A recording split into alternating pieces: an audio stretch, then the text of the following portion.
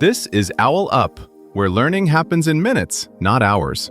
For a deeper journey, explore all our courses at owlup.co. Now, let's dive in.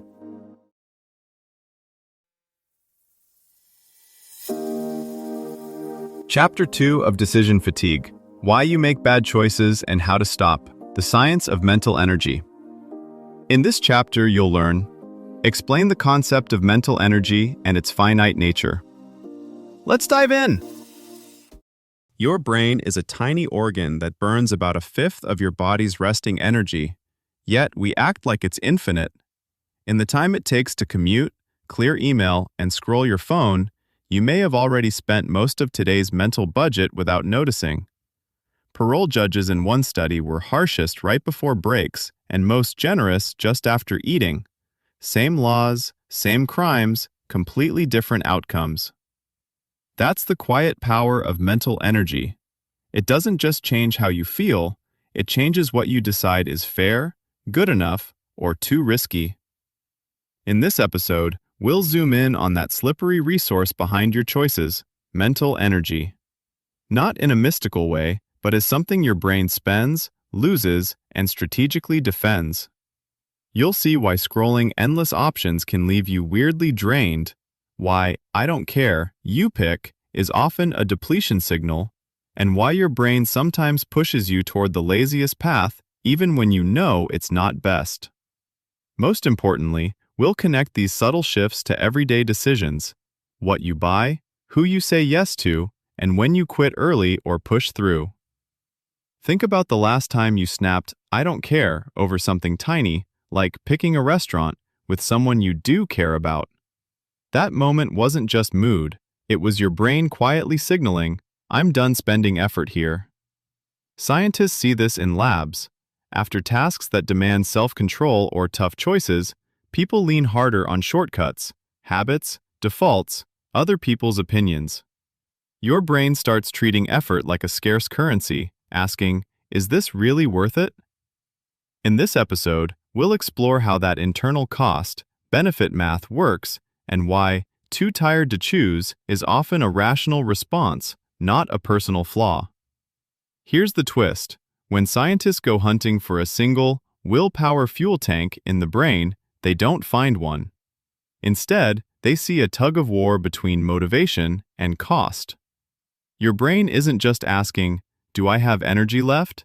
It's also asking, "Why should I spend it on this?" Neuroscience studies show that areas like the anterior cingulate cortex act a bit like an internal accountant, flagging when a task feels too effortful for the expected payoff.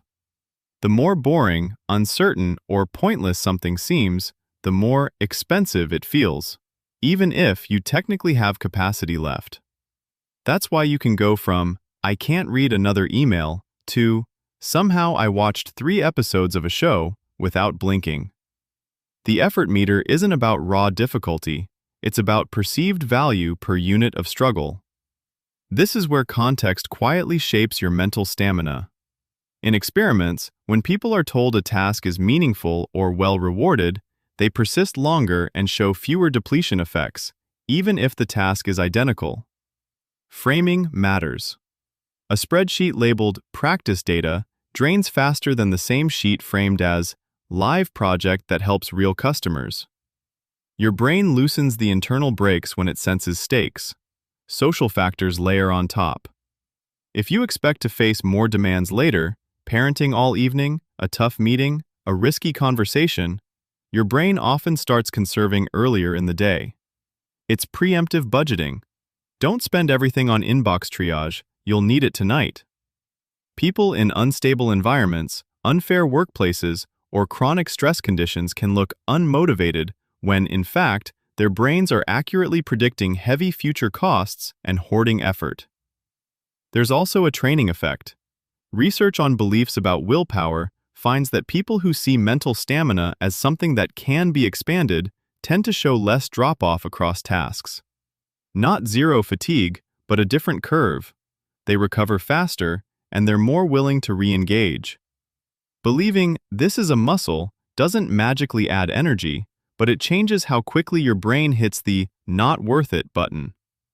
One way to think about it, in finance terms, your brain is constantly negotiating interest rates on effort. High-interest tasks, low meaning, low control, low reward, feel costly. Low-interest tasks, clear purpose, progress, recognition, feel surprisingly affordable over long stretches. The numbers in your neural account matter, but so do the terms of the deal. Think about 3 different energy profiles in your day. In the morning, you might breeze through choosing clothes, planning tasks, even tackling a tricky email. By mid-afternoon, that same inbox feels heavier. You skim, defer, or accept defaults. At night, you may outsource completely. Can we just order the usual? Same person, same abilities, different terms under which your brain is willing to spend effort. Now zoom out.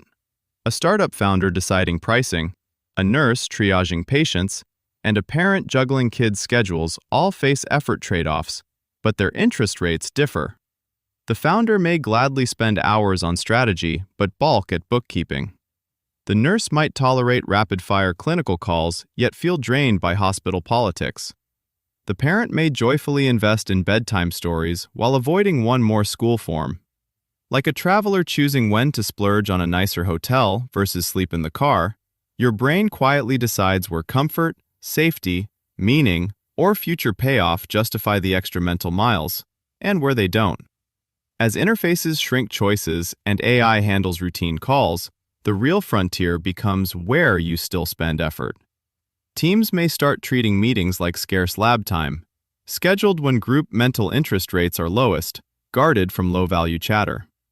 You might learn to stagger hard conversations the way athletes stagger peak races, protecting recovery windows. Families could even design weekly low-decision days, the cognitive equivalent of a quiet hiking trail away from city noise. When you notice yourself defaulting to whatever's easiest, that's often a signal, not a flaw.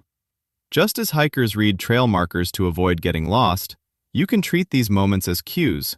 Pause, zoom out, and ask, is this choice worth fresh attention, or can I safely automate it? Over time, that habit quietly reshapes how and where your best thinking shows up. Before next week, ask yourself, 1. If I mapped my day in 90 to 120-minute deep work blocks and true recovery breaks, no phone, maybe a short walk or eyes-closed rest, where exactly tomorrow could I place just one of those high-energy blocks? And what will I deliberately protect it from? Notifications, meetings, multitasking? 2. Looking at my usual energy leaks, doom scrolling, late caffeine, sugary snacks, or constant context switching, which one am I willing to experiment with replacing for 3 days? For example, swapping the 3 p.m. scroll for 10 minutes of sunlight plus movement. And how will I remind myself in the moment? 3. Tonight, what is one concrete change I can make to my pre-sleep routine? For example, no screens 30 minutes before bed, dimmer lights, or a consistent wind-down time that would most improve tomorrow's mental energy. And what might get in the way of me actually doing it? This was OwlUp, your daily step forward. To keep learning with structured courses and more insights, go to owlup.co. Until tomorrow!